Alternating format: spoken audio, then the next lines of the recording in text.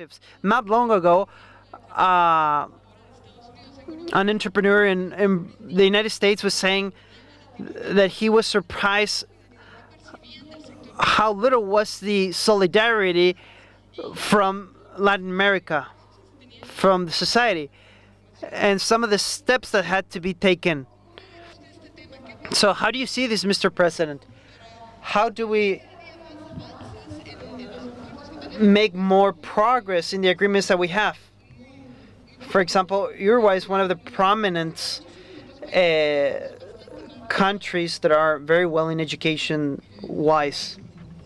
Look, we are like the old people from the tribe, except for the president of Costa Rica.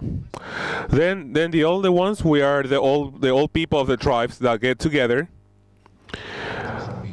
to give our opinions. And we have that virtue, just like all older people. Let's start with the utopies that are indispensable and necessary. And then after that, and then we come to the land, to the old pragmatism. So we are full of possibilities to give advice, because we have been through a lot of things as presidents. We have always gotten the worst. It is difficult to give advice. It is not easy to give advices. The first questions that a president in duty is asking is what the advice is, what should he do? And he says, why didn't you do it? So one practical thing that we can still tell people, so not just presidents, but ourselves and all the world and everybody. When the sun rises, everybody goes out to work. I hope that's the way it is. And when we go out to work from our houses, it's as if we were exporting our knowledge, our work. And if we manage for someone to buy our knowledge and our work,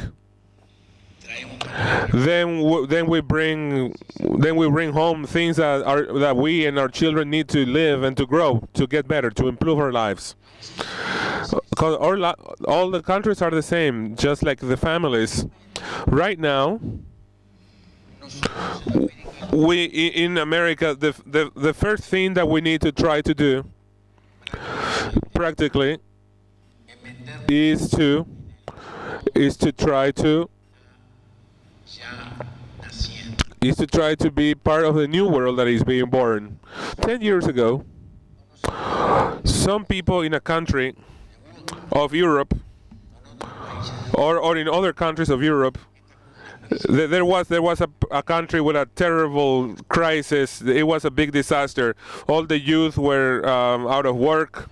In 2004, they started a new product that 10 years later landed on a comet, where it sent pictures from there, and where it says that they discovered some bacteria and some signs of life.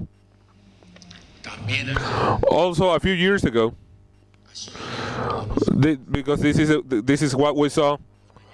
At least me, I in the morning I read what happens in the world on my tablet. There's no more room. There's no more time. Therefore, we're living in a civilization, a planetary civilization. And if we in America, it doesn't matter how many young people there are, it doesn't matter how much expectations we had and how many utopias we dreamed of, and we don't integrate that world that is moving at a very that is moving at an unmeasurable scientific speed, then we are left out of the picture. Then I am utopic, but also I am also practical. Quick, we should integrate the world quickly, because since we are not producing that science, not yet at least, and that technology, at least, not yet at least, and also not a philosophy, well, as somebody said, let them invent, but we're going to get in there too, because if we stay outside, You see what happens with our young people now? They are divided in two categories. The ones that learn and the ones that know and learn leave, and the ones that don't, they suffer.